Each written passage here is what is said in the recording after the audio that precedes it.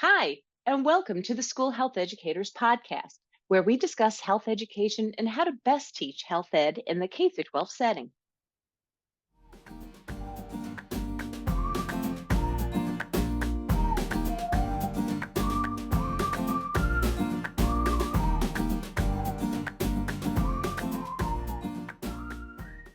Hi, welcome to the School Health Educators Podcast. I'm your host, Lori Reichel. And it's summertime in upstate New York. And some of the great things about summertime is being outside, in which I saw a bear a couple of weeks ago, folks. I thought that was pretty neat in upstate New York. Stayed my distance, of course, and then it disappeared. But you go outside and you also prep for the next school year. And part of my prep is creating more podcast episodes, especially with people that can inspire us to start our school year. Today's episode is titled Connections Before Content. And that's the title that our guest has given it because she's actually presenting on this for her district, if I'm remembering correctly. And the reality is, as health educators, like, we can talk about anything in health class, yet we need to make sure that we have this positive connection with our students. Thank you so much, Melanie, for being here today. Folks, today's guest is Miss Melanie Sjoblom. Did I say it correctly? Yes. Okay, Sjoblom. Yes. And Melanie, would you say hi to our audience? Yeah, hi. My name is Melanie Sjoblom. I'm a middle school health teacher in the Southern Tier area of New York. And I just finished my 8th year of teaching. And upstate New York is beautiful, isn't it? Mm-hmm. It's a little hotter than I'm used to, but pushing through. Yeah. Great. So would you tell us, like, how you got into teaching health education? Why health ed? Yeah. So I've known since kindergarten that I've wanted to be a teacher. I remember like going in my basement when I was a kid and like playing school. I had like the chalkboard. My Barbie dolls would be like my students, or I would get my younger sister to be like my student. So I've known very young I wanted to teach. As I got older, I'd say probably in high school, I had some friends that their parents were educators. And I feel like at this point, like it was very hard to find teaching jobs. So I feel like they almost kind of discouraged me in a way from doing education because they're like, you're never going to get a job. You're going to be in so much debt, blah, blah, blah. So my mom is a retired nurse. She was a nurse for 40 years. I knew I didn't want to go into nursing, just hearing all the stuff that she'd come home and talk about. So I give nurses a lot of credit. But growing up, like, kind of in like a medical health household, I thought about like occupational therapy, physical therapy, and like physician assistant. And I'm so glad my district gave job shadows to high school kids because I did job shadows and I didn't like any of them. So then I kind of went back to education, and my counselor, we just kind of took education and being interested in like health and medical things and put them together, and that's where I got health education. Wonderful. And I'm sure some people that are listening in are shaking their head going, yeah, I was told too that you'll never find a job. Yeah. And jokes on those people because I got my job right out of college. And I truly believe if you know what you're doing, or if you want to learn, and all of us make mistakes as we go along and stuff, but if you're willing to like learn and work with your school administrators, of course the students, but with your school administrators, other teachers and everything, I believe that you will find a job and maintain a job for sure. Mm-hmm. Well, your idea for this episode was about relationships or connections before content. Mm-hmm. Why is this important to you? So you kind of mentioned it earlier. I feel like, especially for health, because we teach practically like life skills and, stuff that these kids need for the rest of their life, I think it's important that like they almost have like a buy-in. Like I feel like they're not really going to take the content and the skills and what we're trying to teach them as seriously as they can if like they don't have that respect or that relationship with their teacher.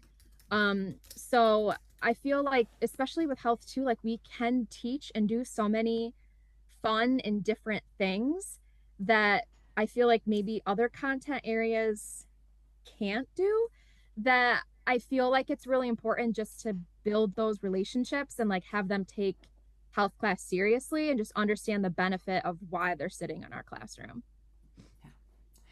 So basically, it's supporting that affective domain that those of you that have been out of school for a while, we typically are told about the three domains of learning. There's the cognitive or the knowledge part, the psychomotor, which I refer to as skill development and health education for that. Even though that's supposed to be more physical. And then there's that affective of why is this important? Why is this information? Why are these skills important?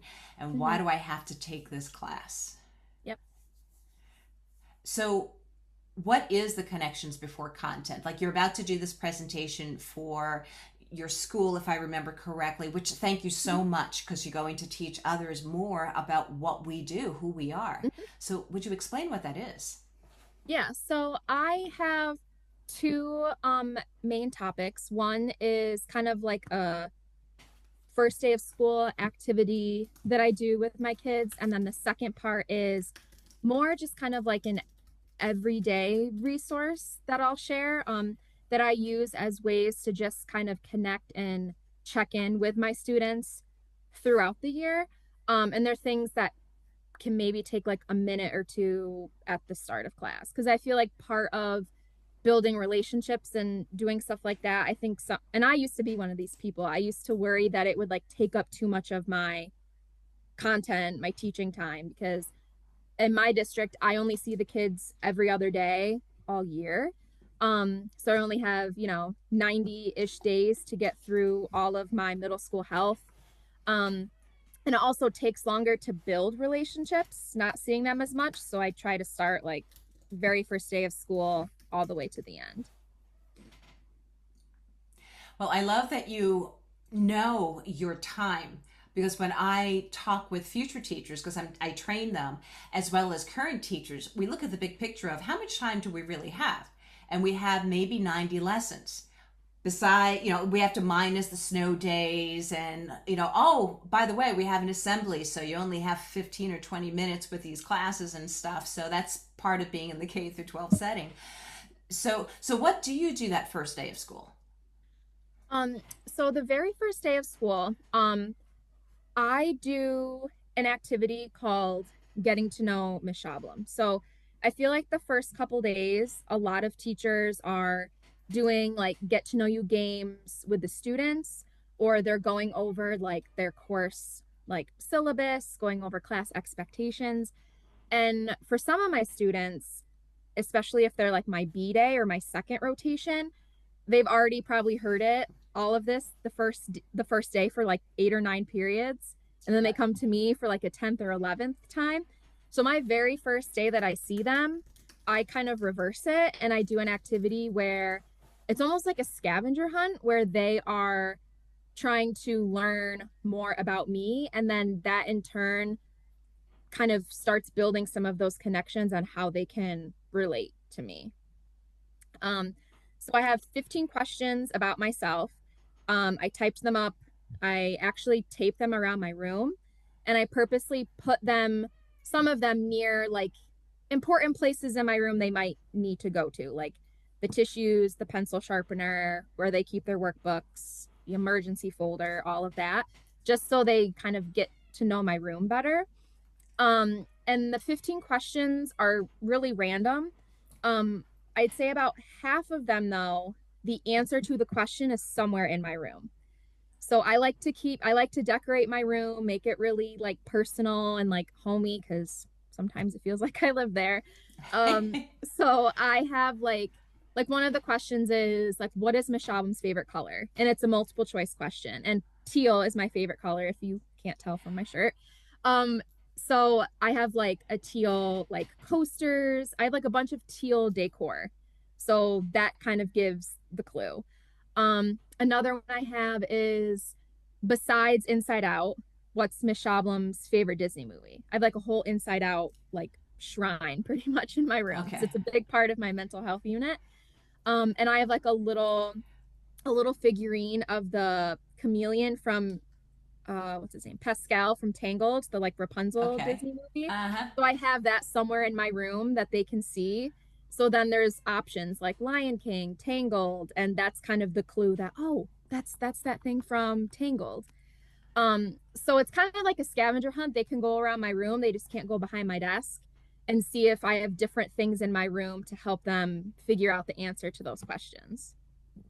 I I like that. I like that, it is a different way of introducing a course.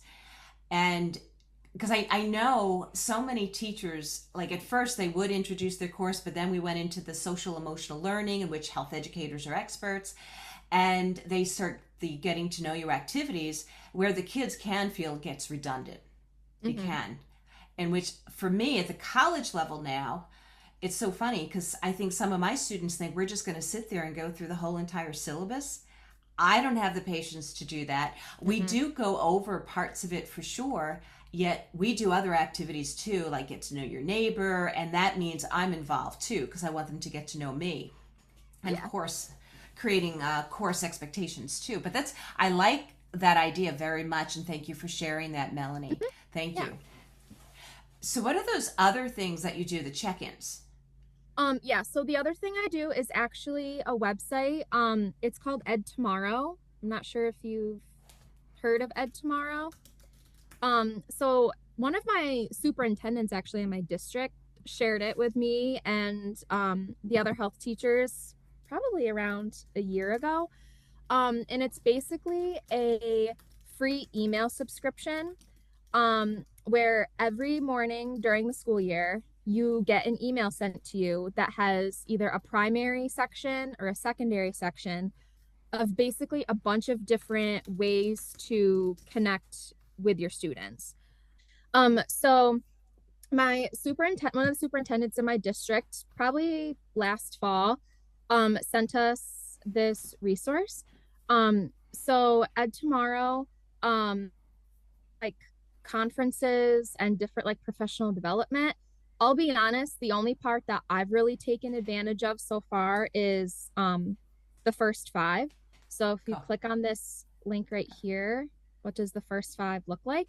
So every morning during the school year at 7:02, I get an email from a guy named Doug, and it basically takes you to a link that looks like this, where there's a whole bunch of different activities that you can do with your students.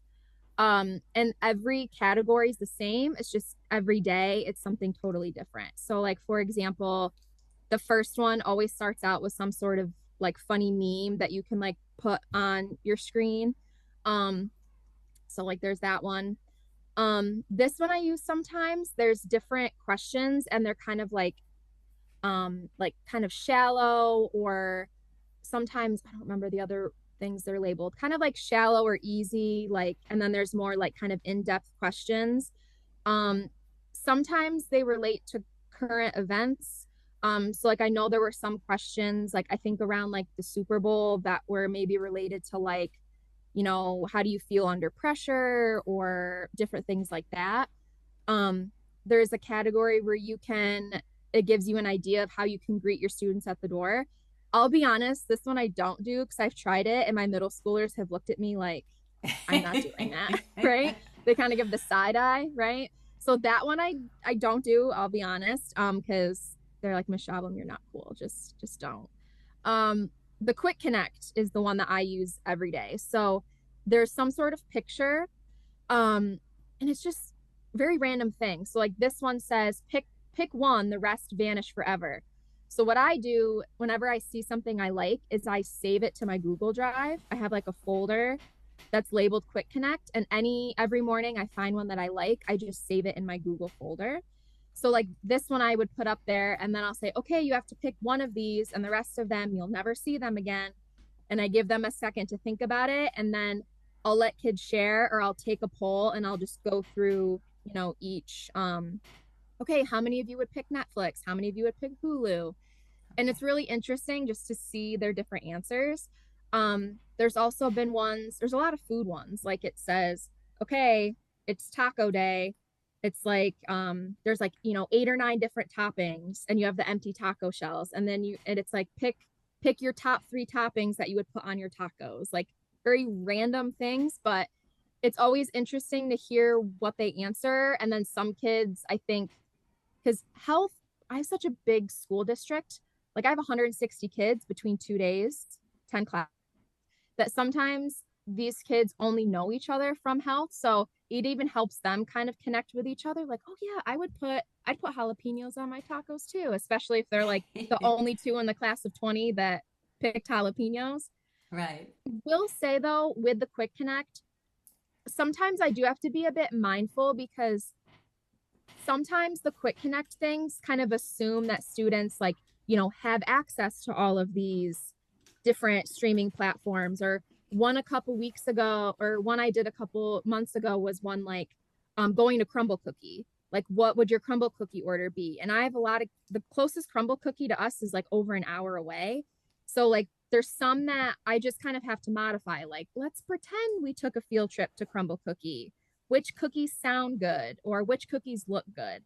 Because I think sometimes it just assumes that kids like, have access to all this stuff when some, as we know, don't. So some Right. of them I'll kind of modify or I won't save them because I don't think enough of my kids will like relate to it. Before, in case you want to show us anything else, before you do that, can you please tell me your answer here? And folks, those of you that aren't watching this on the YouTube channel, the School Health Educators YouTube channel, the question is pick one, the rest vanish forever. And the choices are Netflix, Hulu, Disney Plus, Amazon, Spotify, YouTube, PlayStation Plus, Twitch, and ESPN. So which one would you pick, Melanie? Uh,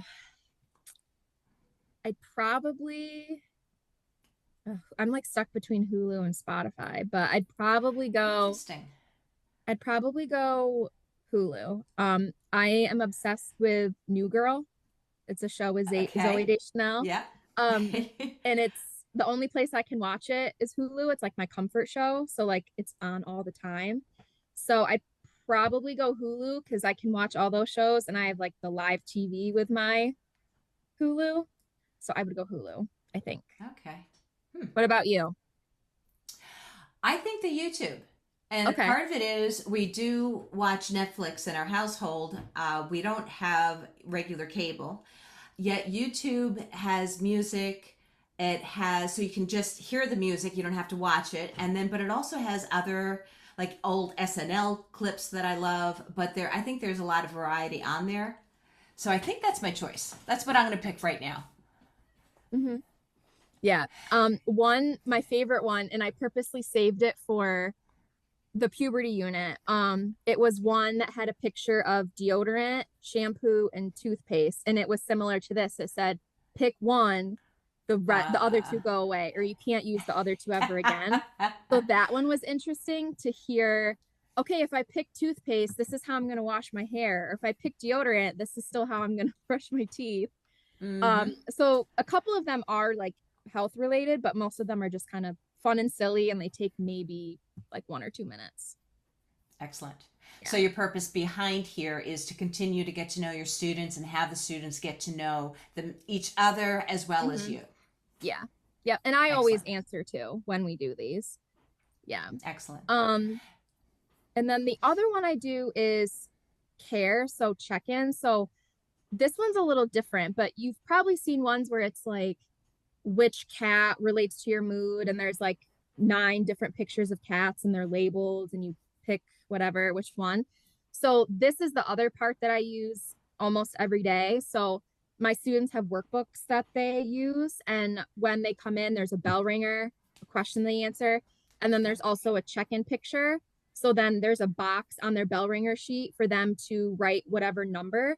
So it kind of helps me, especially in the beginning of the year when I can't just tell when a kid's walking into my room if they're their normal selves or not, that I can kind of look at the number and see like, ooh, okay, so and so's at a 1 today, like I'll keep an eye on that person. So this one's like, how are you feeling? And it has, this one's like phone battery, so it uses like different levels of your phone battery, like 5 amazing through 1 don't ask. Yeah. So I use this every day at the start of class too. Wonderful. Mhm. Is there anything else you want to share about this resource?